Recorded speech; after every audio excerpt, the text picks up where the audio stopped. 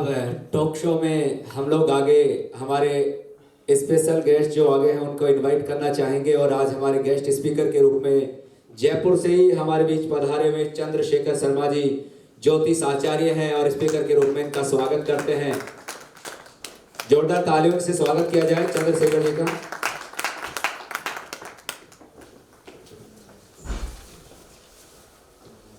नमस्कार, सभी आदरणीयों का प्रणाम और आप सब उपस्थित जनों का अभिनंदन। मेरा विषय ज्योतिष में अध्यात्म है, जिस पर मुझे बात करनी है।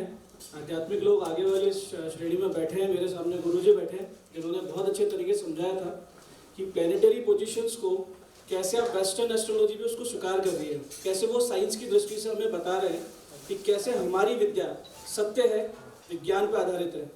अब धीरे धीरे इसकी स्वीकारता हमें महसूस होने लगी है, लेकिन अभी भी बहुत सी चीज़ें ऐसी हैं जिसके ऊपर हम बात नहीं कर रहे हैं, जिसमें सबसे महत्वपूर्ण मुद्दा है कि अध्यात्म और ज्योतिष आपस में कैसे संबंधित है। कुंडली दिखाने वाले आपके पास लोग आते होंगे, जितने भी ज्योतिषी बैठे हैं, तो पूछते हैं कि ये बच्चा डॉक्टर बनेगा या नहीं बनेगा, ये शिक्षक बनेगा या ये आईएएस बनेगा, ये पुलिस में जाएगा, प्रशासनिक में जाएगा, या ये अच्छा बिजनेसमैन बनेगा। लेकिन कोई ये नहीं पूछता कि ये व्यक्ति आध्यात्मिक बनेगा या नहीं बनेगा। चरित्र का आधार अध्यात्म होता है। ये आप सब लोग शायद मानते होंगे कि कोई व्यक्ति आध्यात्मिक है तो वो चरित्रवान होगा, ये एक पैमाना है। तो उसे हम कहाँ से देखते हैं, कैसे देखते हैं? एक साधारण सी बात है कि ज्योतिष में सूर्य और चंद्रमा दो बड़े महत्वपूर्ण प्लैनेट्स हैं। मन चंद्रमा है और सूर्य आत्मा है। अब ये दोनों एक दूसरे का प्रतिबिंब है। आत्मा और मन ये एक दूसरे के प्रतिबिंब है। किसी एक प्लेनेट के इनमें से मजबूत होने से दूसरा भी मजबूत मान लिया जाता है, और दोनों अगर प्रबल है किसी की जन्म पत्रिका में तो उस व्यक्ति के आध्यात्मिक गुण विकसित होना शुरू हो जाते हैं। एक सीधी साधारण सी विषय है, क्योंकि उसका मन निर्मल है, उसकी आत्मा मजबूत है। इन दो के अलावा अब हम देखें कि उसका मार्ग क्या होगा, अध्यात्म में वो किस दिशा में जाएगा। क्या वो तंत्र में जाएगा, क्या वो भक्ति में जाएगा, क्या वो शास्त्र अध्ययन में जाएगा, क्या वो योग करेगा। अब ये जानने के लिए बाकी प्लैनेट्स को हमें देखना है। अगर किसी व्यक्ति के पंचम भाव में राहु, शनि या केतु में से कोई एक ग्रह है और उसे जुपिटर देख रहा है, उसे जुपिटर यानी बृहस्पति देख रहा है, तो वो व्यक्ति तंत्र के क्षेत्र में आगे बढ़ेगा, निश्चित रूप से बढ़ेगा। उसको अपने आप उसको आगे दिशा मिलती जाएगी। वहीं अगर अष्टम भाव में सूर्य या मंगल में से कोई ग्रह है और उस पर बृहस्पति देख रहा है, तो व्यक्ति कहीं ना कहीं योग के अंदर आगे बढ़ रहा है या बढ़ेगा। अगर बृहस्पति प्रबल है तो किसी अच्छे ऋषि संघ से या योग मार्ग के किसी स्थापित आश्रम से व्यक्ति जुड़ेगा। इन सब चीजों के साथ साथ हमें देखना है कि आध्यात्मिकता होती क्या है, आध्यात्मिकता कहाँ से पैदा होती है, भक्ति क्या है। भक्ति ये है कि धर्म यानी नवम भाव। आप सब ज्योतिषी कुछ लोग बैठे, बहुत से ज्योतिषी बैठे हैं। नवम भाव यानी कि अध्यात्म, और पंचम भाव फिफ्थ हाउस यानी कि अफेक्शन, लव, रीत, प्रीत, ये फिफ्थ हाउस से देखते हैं। जब प्रेम और नवम यानी पंचम और नवम मिलते हैं तो वो व्यक्ति भक्ति में आगे बढ़ता है। जब पंचम और सप्तम मिलते हैं तो वो लव मैरिज की तरफ आगे बढ़ता है। तो उसको सप्तम से हटा के अगर नवम से कनेक्ट कर देंगे फिफ्थ हाउस को, तो व्यक्ति भक्ति में आगे बढ़ता है निश्चित रूप से। अगर उसमें एट्थ हाउस में इन्वॉल्व हो गया, अष्टम भाव इन्वॉल्व हो गया, तो गूढ़ता की तरफ आगे बढ़ेगा, वो डीपनेस में जाएगा, वो गूढ़ रिसर्च करेगा।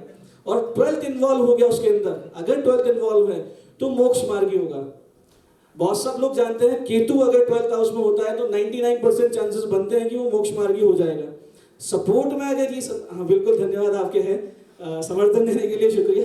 अगर उसके साथ साथ आपकी बाकी चीजें जुड़ रही है, यानी मैंने जैसे बताया कि फिफ्थ हाउस यानी कि भक्ति और 9th हाउस कनेक्टेड है और बृहस्पति इनमें अपना एस्पेक्ट दिखा रहा है, अपना इसका इम्पैक्ट है, तो निश्चित रूप से आप उस मार्ग में आगे बढ़ेंगे।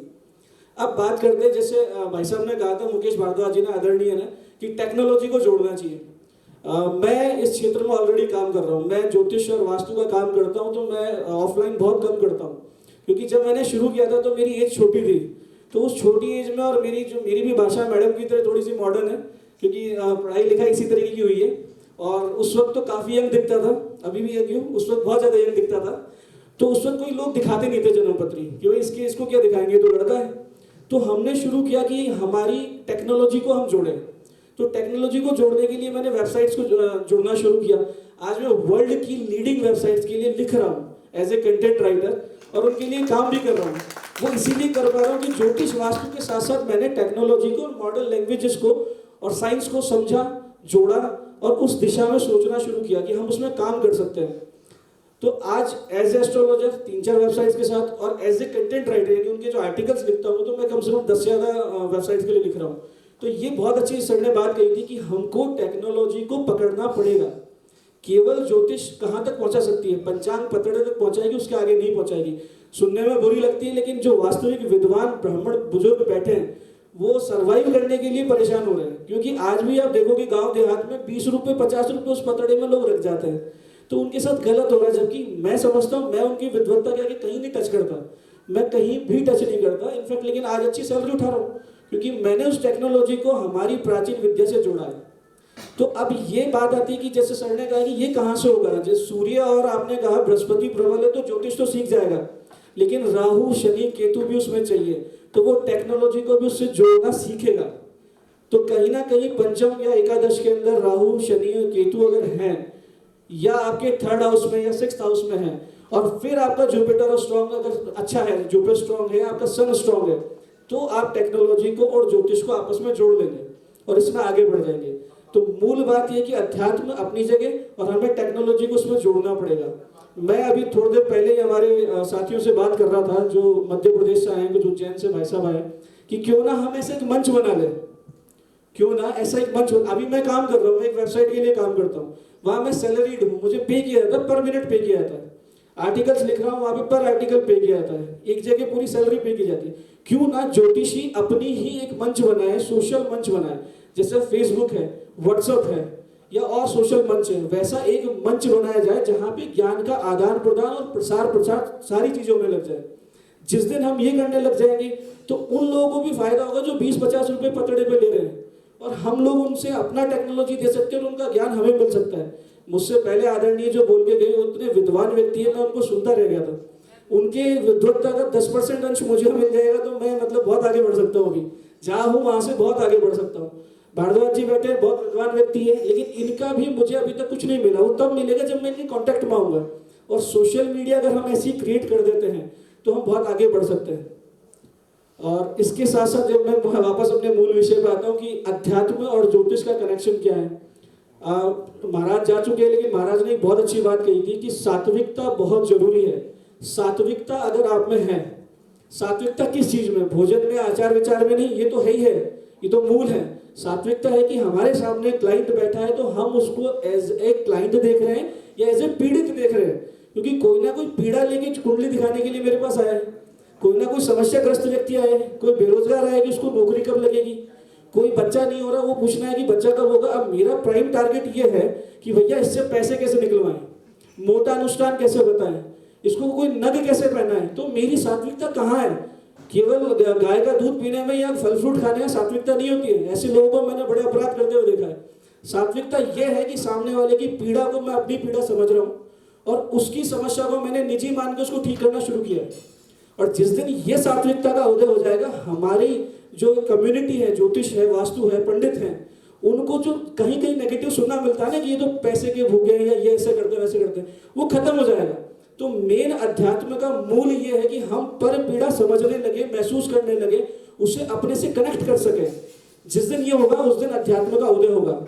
अध्यात्म का उदय ये नहीं है कि मुझे वो फलाना स्रोत आता है या मैं मंत्रोच्चारण से अपना आरंभ करूं। मैं सुबह 4 घंटे कर चुका मंत्रोच्चारण, अब नहीं करूंगा क्योंकि मैं सुबह 4 बजे उठ के करता हूँ। लेकिन उस चीज को मैं यहाँ नहीं करूंगा। यहाँ मुझे मूल मुद्दा ये रखना है कि आप अपने अंदर ह्यूमैनिटी पैदा करें। असली अध्यात्म वो है। जिस दिन ह्यूमैनिटी का बेस पैदा हो गया, सारे अध्यात्म के वृक्ष उसमें लगने शुरू हो जाएंगे, सारे आपके प्लैनेट्स ठीक हो जाएंगे। क्यों होंगे? क्योंकि जब पीड़ित व्यक्ति आपके पास आता है और आप अपनी विद्या से, अपने पांडित्य से उसका समाधान करते हैं, तो उसकी दुआ वो छोड़ के जाता है। वो दुआ छोड़ के जाता है। 1000 लोगों की, 1 लाख लोगों की दुआएं जिस दिन आपके साथ हो जाएगी, उस दिन आपकी 9 ग्रह ऐसे ठीक हो जाएंगे। सफल व्यक्ति सफल क्यों है? आज ये सफल क्यों है ज्योतिष में? ये सफल क्यों है ज्योतिष में? इनके साथ हजारों लाखों लोगों की दुआएं लग रही है। ये पूजा पाठ बता रहे हैं। ऐसा नहीं कर रहे कि ये फेंक देना, ये कर देना। बहुत से उपाय होते हैं। लाल किताब वाले बैठे हो तो मैं क्षमा चाहूंगा कि 90 दिन ये कर देना या 45 दिन वो बहा देना। मुझे नहीं लगता कुछ होता है, क्योंकि मैंने अपने जीवन में खुद ने भी खूब किया। अंत में वहीं जाके टकराया मैं कि 3 घंटे मुझे राम राम करना पड़ेगा। या 4 घंटे मुझे ओम नमः शिवाय करना पड़ेगा। मैं वही उपाय करवा रहा हूँ लोगों से। 2%, 2.5% प्रति व्यक्ति का मुझे भी मिलेगा ना। 1000 लोगों को अगर मैंने अध्यात्म की राह में चला दिया है तो उसका 1% भी अगर मुझे मिल रहा तो मैं बहुत आगे जा चुका हूँ। ये हमें करना है, हमें अनुष्ठान बताने हैं, जेम्स बताने हैं, हमें वास्तु ठीक करनी है, लेकिन हमें अध्यात्म में लोगों को जोड़ना है, तभी हमारी ज्योतिष सार्थक है। अपनी इस बात के साथ मैं विराम दूंगा क्योंकि मुझे 10 मिनट मिले थे, शायद ज्यादा बोल चुका हूँ, और कोई त्रुटि हो तो क्षमा चाहूंगा। Thank you.